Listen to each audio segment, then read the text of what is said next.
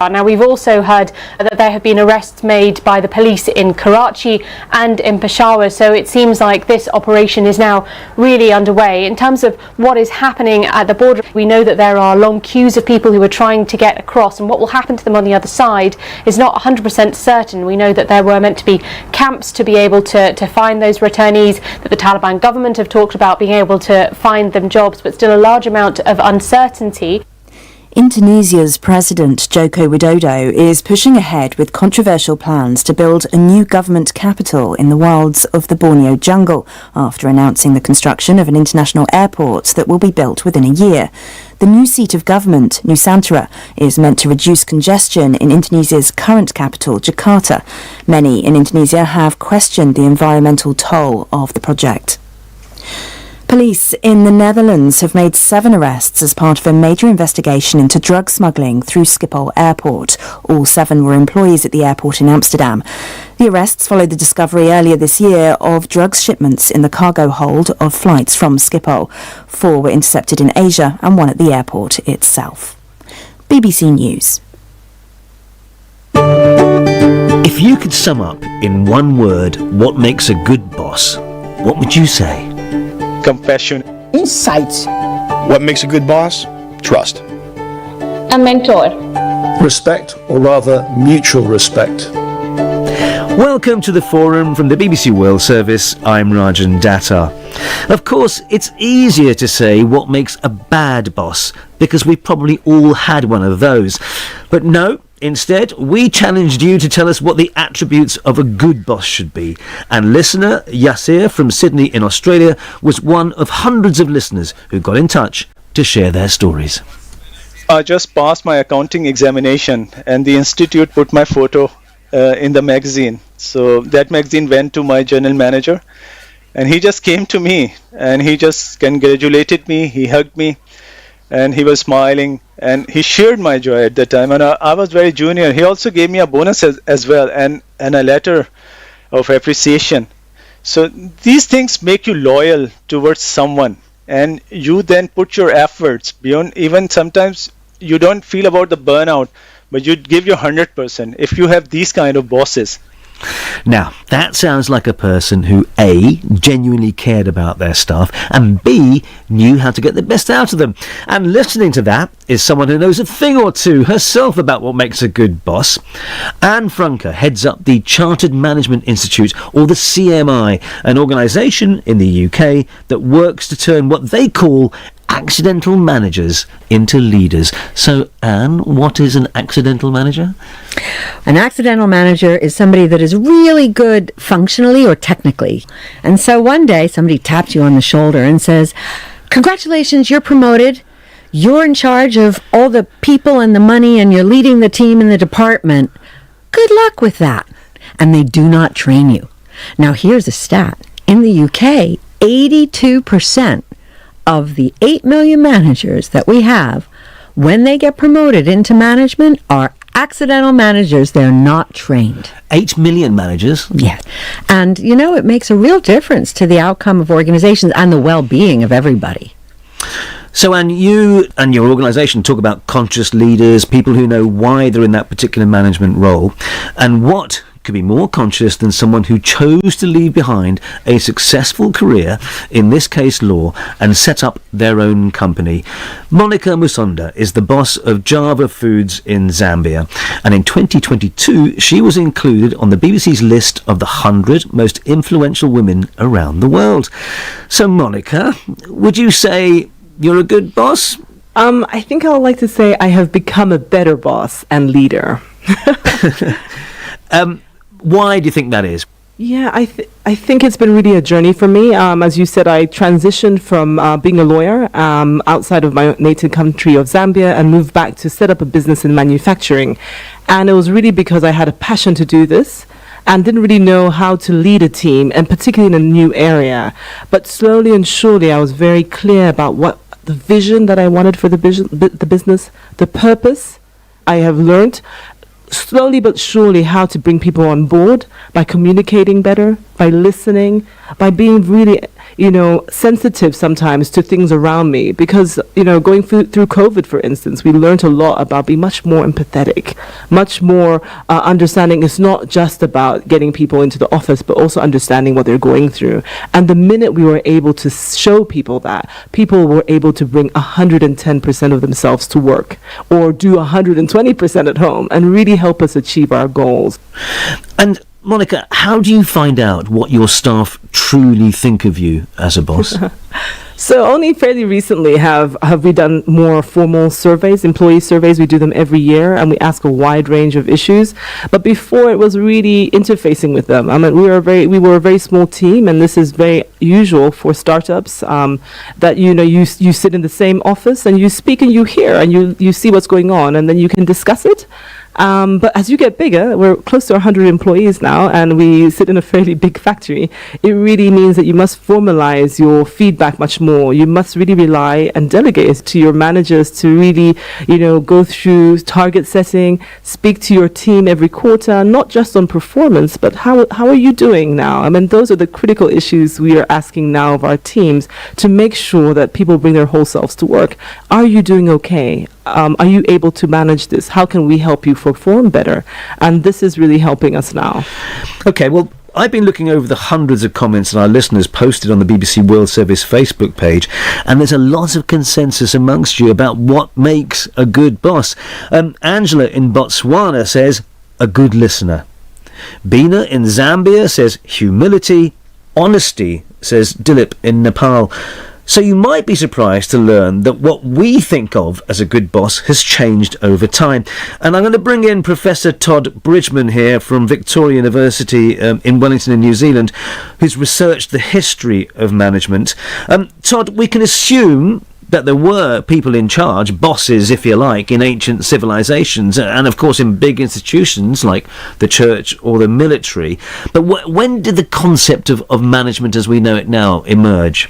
Well, you're right. There have been people in charge of work for centuries, but the concept of management emerged out of the Industrial Revolution. Organizations got larger. Business owners needed to depend on others who weren't family members. They needed managers, and at this point, it becomes a systematic study of the field, and that field we called management. And at that point, was there always an idea of people controlling other people at the heart of it, and which then creates a hierarchy? Is that what happened immediately? Absolutely. I mean, the probable origin of the word manager comes from the Latin manus, meaning hand. A good manager provides the necessary hand or guides others. Another word for saying that is, I think, they control others. I suppose some people would see that as a little bit sinister in terms of control. I mean, the word control has a negative connotation, but if managers can control people by motivating them and recognizing their effort, lots of the things that Monica has talked about, giving them opportunities to develop, employees can experience that as very positive. So it doesn't necessarily have this kind of negative or sinister connotation. There are some critics, however, who do see certain modern management techniques, such as developing strong cultures, as a little bit cultish and overly controlling, and therefore, yes, potentially a little bit sinister. And Todd, you teach management, and you've also published about it, including a book called A New History of Management, which you co-wrote. So tell me, what's the first recognisable management theory, the origin story, if you like? Well, the Industrial Revolution changed the way work was done. We moved away from this artisan or craft-based system where knowledge had been passed down through generations and where workers were highly skilled and in control of the way they did work. The first theory of management was Frederick Taylor's scientific management. Now, Taylor was an engineer. He didn't like inefficient production methods, and he believed workers worked much less hard than they were capable of. So he wanted managers to control how work was done. And they were engineers, and they designed the production process in the most efficient way with lots of simple, repetitive tasks. And under this system, workers were just required to execute those tasks. They became low-skilled workers on production line. So that's the origin story, and there is actually a lasting legacy of this engineering mindset in management. Many university management schools emerged out of engineering departments. And actually, for some people today, that attitude still continues, seeing an organisation as a machine, really, and people as cogs in that. Because one of the comments that we got in, sent by a listener called Edgaras, was, A good boss is the one who appreciates you as a human and not as a number. Yeah, I mean, historically, there was a very nice critique of modern management in the film Modern Times, a Charlie Chaplin film.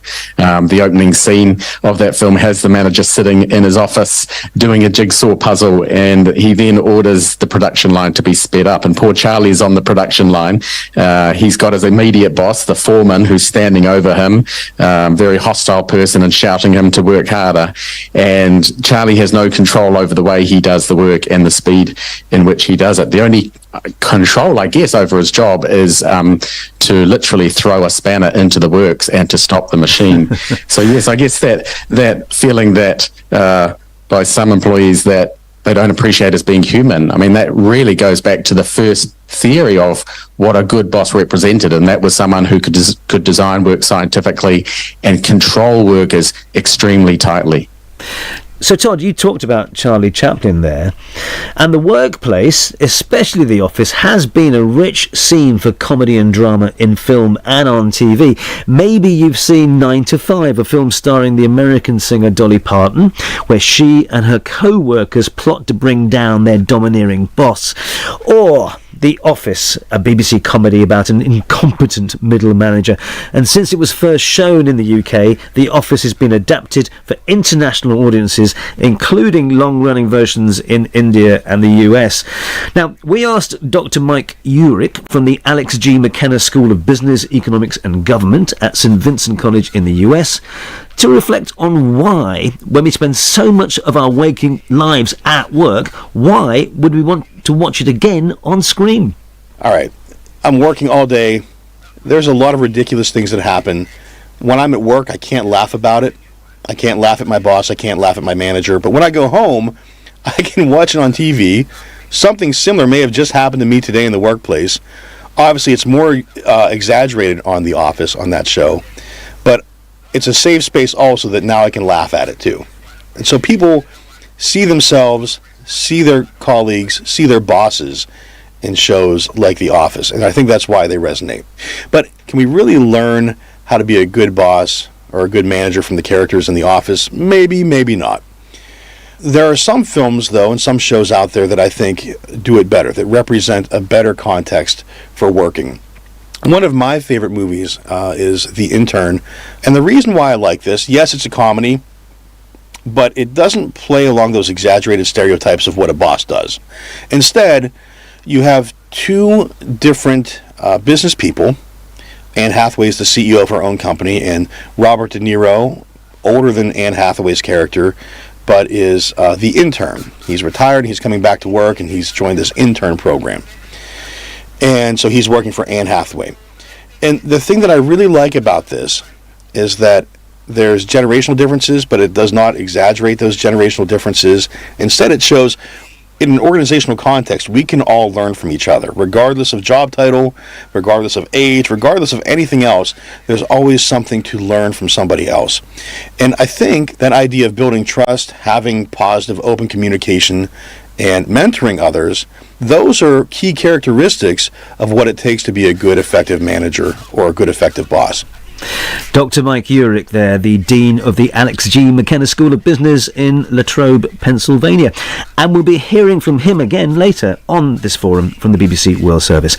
Now, Anne, he just mentioned a positive depiction of the workplace, if you like, in movies, but what do you think about some of these other workplace comedies like The Office, where basically the manager is a fool? Yeah, basically. Well, it hasn't helped the image of management. Let's put it. Let's just tell it like it is.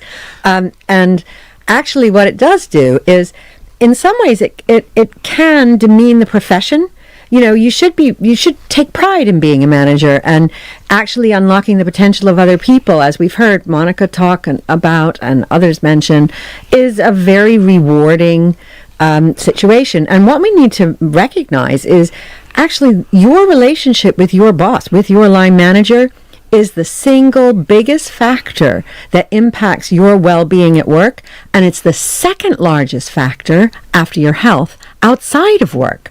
So, when we get these things wrong, that it has a huge impact. Well, the question here is, can we learn more from the bad examples of bosses, though? And I want you to listen to this from Samantha in the UK, who told us her story. My boss would belittle my predecessors and he'd deride other members of staff, and really, no matter how good anybody was at their job, he'd only have disparaging remarks about them and their work. And he had complete mistrust in everyone and everything. Even if I would arrive at 8 and leave at 7 and not have lunch, it was never noticed, never appreciated. He had weak leadership and a fear of conflict and confrontation. That really resulted in the staff running the show, and it was to the detriment of the business, the customers, and the overall morale. So, Anne, have you got any examples of bad practice in that way as well? Oh, absolutely. There are many examples. It's kind of like, that Tolstoy quote, all happy families are the same, but all unhappy families are unhappy in their own way. And there are many different behaviors that are bad. So a couple were mentioned there. One is, indifference, like hiding in the Charlie Chaplin film. Maybe he's not doing a jigsaw puzzle. Maybe he's reading the newspaper or, on his phone or whatever. And that kind of non-engagement is really detrimental. At the opposite extreme, there's the micromanager who wants to do your work and is constantly breathing down your neck.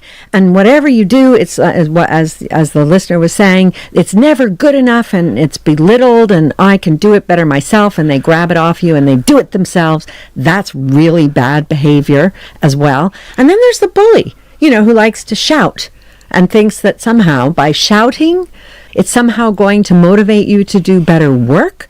Or if they undermine you, that's somehow going to make you do a better job, right? Let's not forget, though, that good bosses can be mentors and we can learn from them, which is something that many of our listeners have commented on. Now, Monica, before you started your own business, one of your bosses was Africa's richest man, Aliko Dangote. Tell me about what did you learn from him? I was working for him as a general counsel, so I joined Dangote as a lawyer, and I really felt that was my role and that was what I was going to do. But he changed my whole perspective about what we as Africans needed to be doing on the continent. He was inspirational, he was courageous, he was very motivational. He was had a very open door policy, so you could ask him about certain decisions he made, a very commercial sort of decisions. Why are we doing this? And he would have time to explain it because he really wanted everyone to be on board with his vision and passion. So he changed my whole perspective. I mean, I left the law behind after I worked for Dangote and came back to Zambia to really try to make a difference here. So he really had a profound effect on what I am doing now and on who I am now, actually. Yeah. I have to be clear that there are very few women who run manufacturing businesses in Zambia, and it's a very big responsibility, and I say this to my team all the time: we must succeed. We must show people that women too can run businesses at scale. And so we inspire others, we spend the time to mentor smaller business, to talk about how to scale, how to raise financing, how to think of great new ideas, but how to really change the environment which we live in. So there's a lot of inspiration around being a boss too. Just on that subject, I might as well bring it up now. I mean, we are getting more women in management. Anne, has that changed management? Has that helped change the ethos of management, do you think? Actually, women are 51% of the population, but 5% of FTSE and S&P bosses. They're still not enough, but we are making good progress. And what happens when you have different ideas and challenges, because you have to remember, and Todd knows this, and he was saying it, most of traditional management theory is very last century, and it wasn't diverse. It was all men, white men mostly. They built the working world and they crafted it in a way that worked for them. But women bring different experiences, not least more caring responsibilities, a more holistic, perhaps rounded view of how they want to spend their time, perhaps a greater recognition that values are important, listening, empathy, these things are more important. And Monica's story there does show what a good boss can achieve. And listener Haruna from Nigeria describes a good boss as someone who fills me with courage and confidence to achieve greatness in my life. And I spoke to listener Alvina, a journalist from Pakistan, about the way that her boss manages to bring out the best in people, skills that they didn't even know they had. Actually, when I came here in this organization, when I joined it, I was hired as a copywriter only. But then because I used to be a producer as well in my previous organization, so they assigned me the tasks of production as well, and I obviously fulfilled them accordingly. And then I managed administrative responsibilities as well. And he taught me a lot in all this. He guided me throughout. So a good boss is a good teacher as well, a leader as well, because he understands his team members. He knows specifically what specialities which team member has. Okay, so Todd, here we go. This is a conundrum, really, isn't it? Because you've got good bosses, inspirational managers and so on the one hand. Then you've got highly successful business people. Let's take the late Steve Jobs, for example, because he was the boss of Apple, and it's now the first company in history to have a market value of $3 trillion. But when you read biographies of him and some of the things that former staff say, well, they're just not repeatable. Less than flattering. So can you be a good boss and run a hugely successful company? Or are there just very different skill sets there? Well, I think you can be a good boss from the employee's perspective and run a successful company, and we've heard examples of that today. I think you can be a bad boss from the employee's perspective and run a successful company. And so for me, it's important to ask a good boss from whose perspective? So from the perspective of Apple shareholders, Steve Jobs was an incredible boss. He created a highly productive, profitable company. Now, from the perspective of some Apple staff, he was a terrible boss, angry, abusive, a bully. Now, it's interesting, a lot of our discussion today, I think, about bosses has been from the employee's perspective. But if you look at my field management studies, the dominant perspective has always been from the owner. You know, a good boss is someone who maximizes productivity and, if we're talking about businesses, profitability. And it's just, if we look back through time, ideas about how to best achieve that have changed. Actually, one of our listener comments that made me smile was from Anil in Afghanistan, who says who compares having a good boss to a slight dictatorship. Monica, let's just take your example. Are you a slight dictator? So you are there to be the authority figure, and people are taking direction from you, and you're the one setting the pace. So sometimes you do have to be the dictator, if I can put that in inverted commas, to get the result. I do know companies very much who have very dictatorial practices, and very, you work until the work is finished, and you don't stop for breaks, and there's very limited maternity leave and all those sorts of things.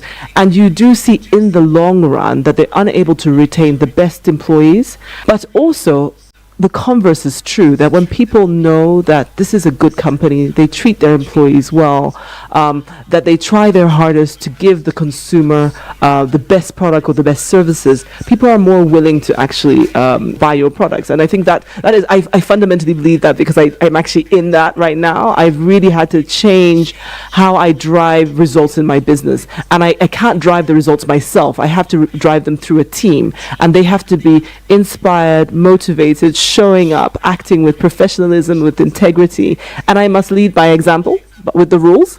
And everyone must believe in those rules and trust the process. Yeah, can I just add, one thing that is important is that being a good boss is not about everybody loving you, right? So just to build on this slight dictatorship thing, you have to be a clear communicator, and you have to take unpopular decisions. You explain why you're taking those unpopular decisions so that you bring people with you. But, not taking decisions and being nice all the time, that is not a good boss. Okay, well, it's clearly tough at the top. And one of the things I'd like to know is whether training in how to be a good manager makes it any easier. Are good bosses born or made? We'll find out more in the second part of this forum from the BBC World Service in a couple of minutes.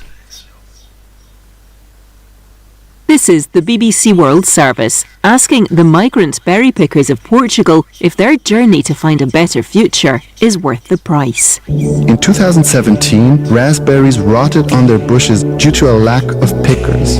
The following year, the government in Lisbon introduced the raspberry visa, a piece of legislation which allows the migrant to enter a path to citizenship through 5 years of work. But recently, there have been allegations of exploitative working conditions. It's been over 2 years since we started working on this story. We wanted to find out if so, how and by whom. Rarely anybody speaks openly. Working from so early in the morning, there are days when we get back home and there is no energy in me to even lift a glass of water. 5 years of working in a field to get the EU passport. The Raspberry Visa, Tuesday at 9:30 and 20 GMT.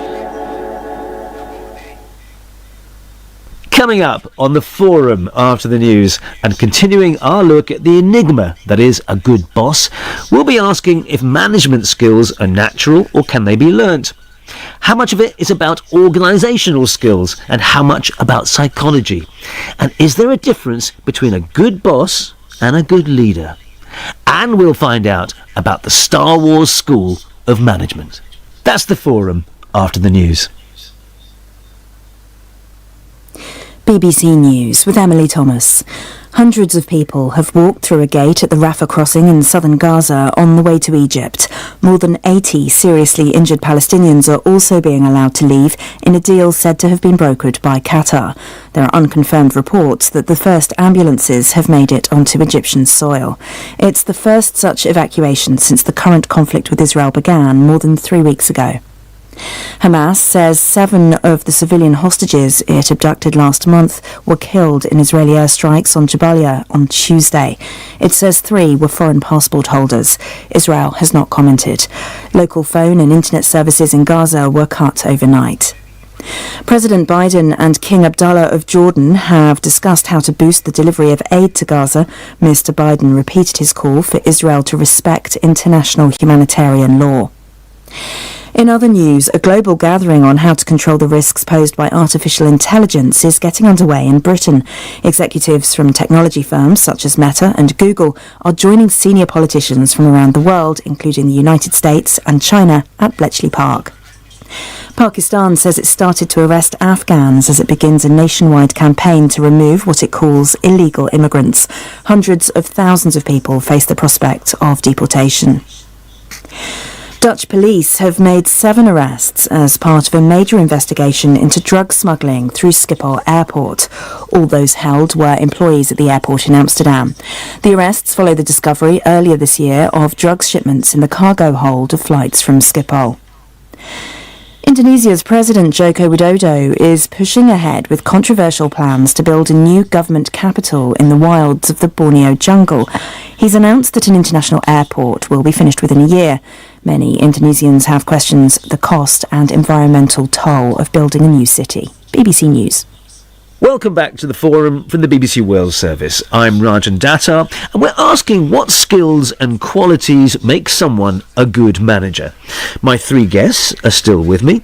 Monica Musonda, the CEO of Java Foods in Zambia, Anne Franke, who's the boss of the Chartered Management Institute, and Todd Bridgman, Professor of Management Studies and Head of the School of Management at Victoria University of Wellington in New Zealand. Now, you were talking earlier on, Todd, about how one of the first ideas of the way people should be managed was very much focused on employees as cogs in a machine.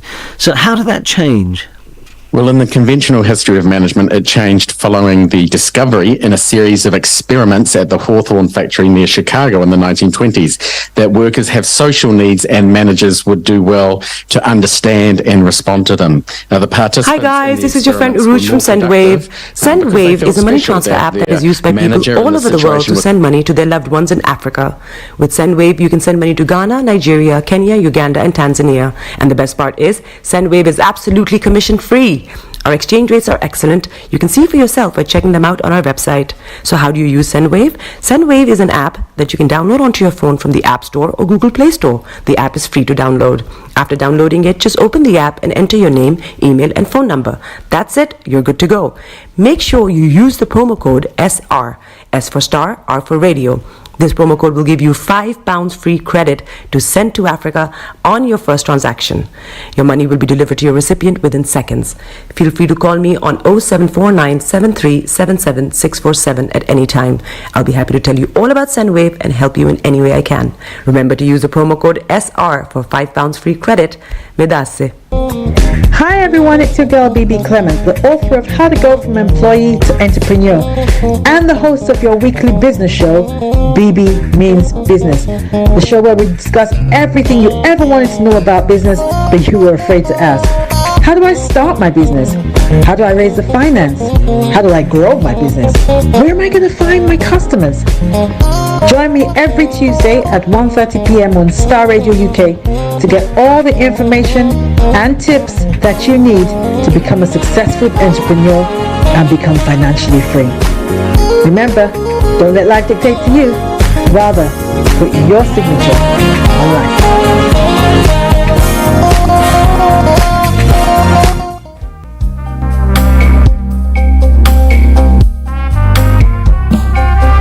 Are you looking for the fastest, reliable, and trustworthy door-to-door shipment company? Well, look no further. When was the last time your family received a shipment back in Ghana on time and in time? You are not sure? Well, Lamb Shippers, we pride ourselves with being the fastest, reliable, and trustworthy shippers you can use. You are assured of a prompt pickup anywhere in the UK by our personnel. They also make sure your items are well packaged to get to its destination in time. When it comes to door-to-door shipment, look no further. Well, Lamb Shippers, contact us on 07939009321 or 07498911820. Or you can visit our website www.welllamp.co.uk. You can also drop us a mail, info@welllamp@gmail.com. Well Lamp Shippers, fast, reliable, and trustworthy.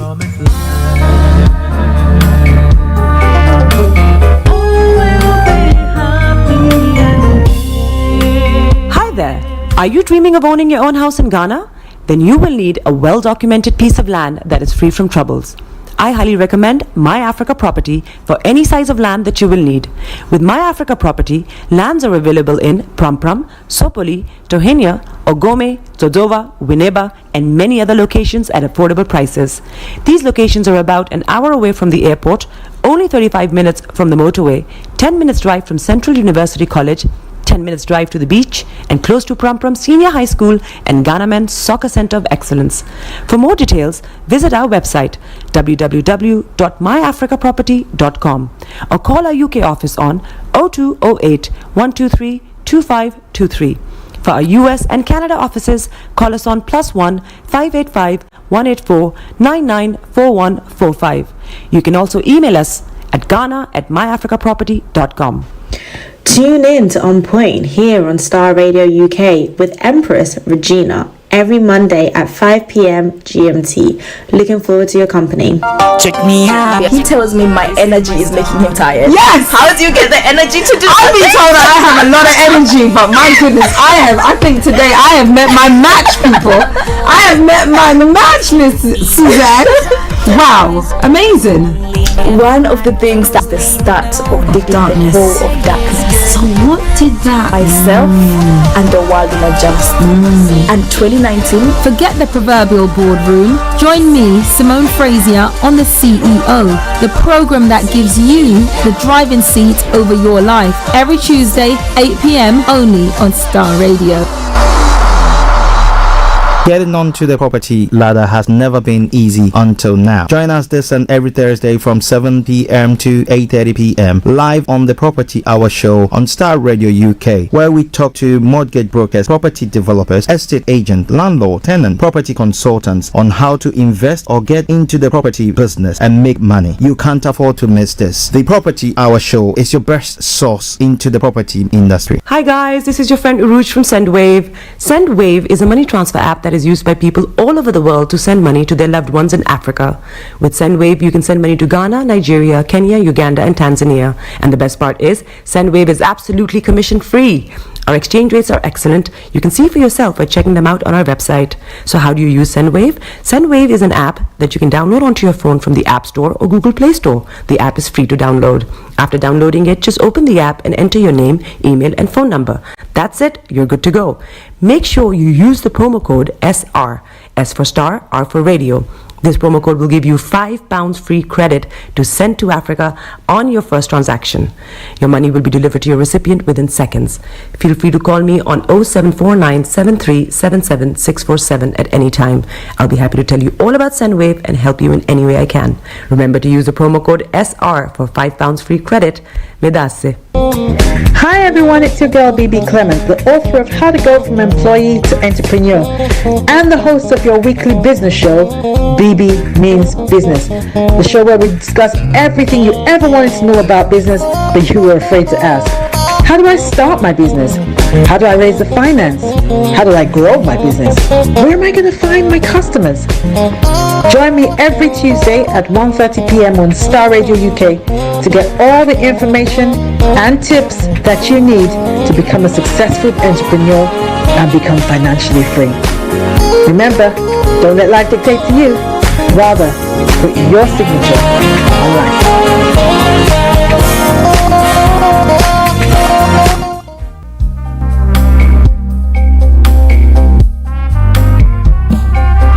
Are you looking for the fastest, reliable, and trustworthy door-to-door shipment company? Well, look no further. When was the last time your family received a shipment back in Ghana on time and in time? You are not sure?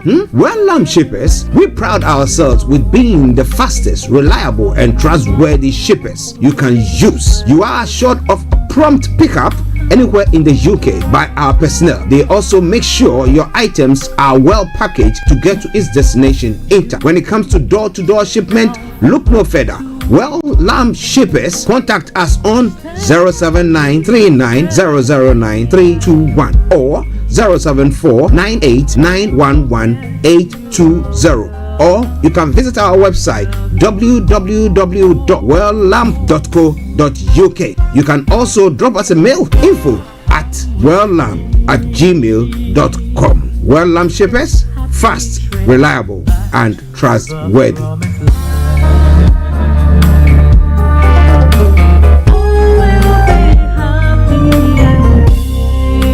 Hi there. Are you dreaming of owning your own house in Ghana? Then you will need a well-documented piece of land that is free from troubles. I highly recommend My Africa Property for any size of land that you will need. With My Africa Property, lands are available in Pram, Sopoli, Tohenia, Ogome, Dodova, Winneba, and many other locations at affordable prices. These locations are about an hour away from the airport, only 35 minutes from the motorway, 10 minutes drive from Central University College, 10 minutes drive to the beach, and close to Pram Senior High School and Ghana Men's Soccer Center of Excellence. For more details, visit our website www.myafricaproperty.com or call our UK office on 0208 123 2523. For our US and Canada offices, call us on +1 585 184 994145. You can also email us at ghana@myafricaproperty.com. Tune in to On Point here on Starr Radio UK with Empress Regina every Monday at 5 p.m. GMT. Looking forward to your company. Check me out. He tells me my energy is making him tired. Yes! How do you get the energy to do I've been told that I have a lot of energy, but my goodness, I think today I have met my match, people. I have met my match, Miss Suzanne. Wow, amazing. One of the things that's the start of the darkness. Of darkness. So what did that myself and the world will adjust. And 2019, forget the proverbial boardroom. Join me, Simone Frazier, on the CEO, the program that gives you the driving seat over your life. Every Tuesday, 8 p.m. only on Starr Radio.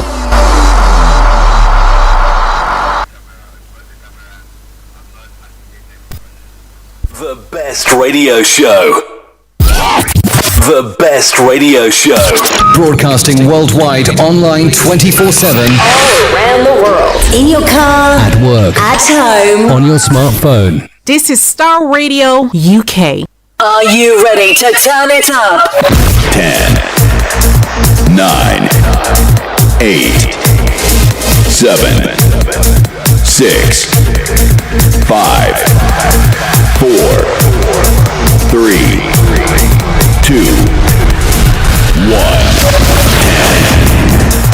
9, 8, 7, 6, 5, 4, 3, 2, 1. Your heart is aching. Smile even though it's breaking. When there are clouds in the sky, you get by. If you smile through your fear and sorrow, smile and maybe tomorrow you find that life is still worthwhile if you just smile. Hey, this is Archie and you are listening to Starr Radio UK and the Morning Show.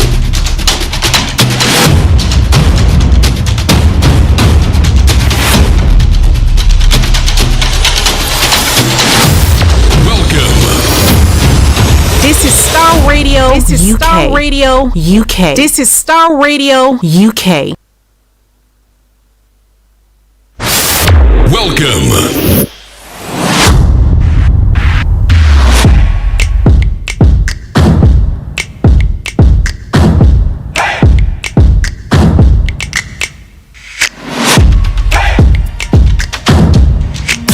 Broadcasting worldwide, online 24/7. Enlighten your day with Starr Radio. All of you make my heart beat. You make a doubt they fade. Jesus, and that's what makes you great. You hold the world. Okay, let me say massive good morning, good afternoon, good evening, good dawn to you wherever you might be on planet Earth. And those of you on other planets as well, I want to salute each and every one of you and welcome you to the first day of November, the year 2023. So it's 01/11/2023. The time now 10:47 from the hearts of London. And let me say good morning to my able producer, Mr. Francis Guy. We've been working seriously in the studio this morning, putting our heads together to solve a few issues here. Francis, good morning and thank you very much for all your efforts. And let me say good morning to my colleague and co-presenter, Mr. Olayomi Koiki, who will be joining us at 11 o'clock. Bishop, hey, my Bishop Adesina, good morning to you and all your colleagues at the RBS office in Lagos. I salute each and every one of you. Antonio Dedeji, good morning. Aziz, good morning. Shamsuddin, good morning to you. Rachel, good morning. Gloria, good morning as well. Grace, yes, good morning. And as many of you who join us each day, wherever platform that you are on, watching or listening to us from, we want to salute each and every one of you. And once again, we say welcome on board. I remain yours sincerely, the one and only. This is the morning show with Archie. And as you know, today is Wednesday. It's the Wednesday edition of the morning show. So whatever we're going to be doing will be brought to an end exactly at 12 o'clock. So that we can take you to the House of Parliament for the Prime Minister's question time. So wherever you are, just stay glued to your sets. Don't touch the dial.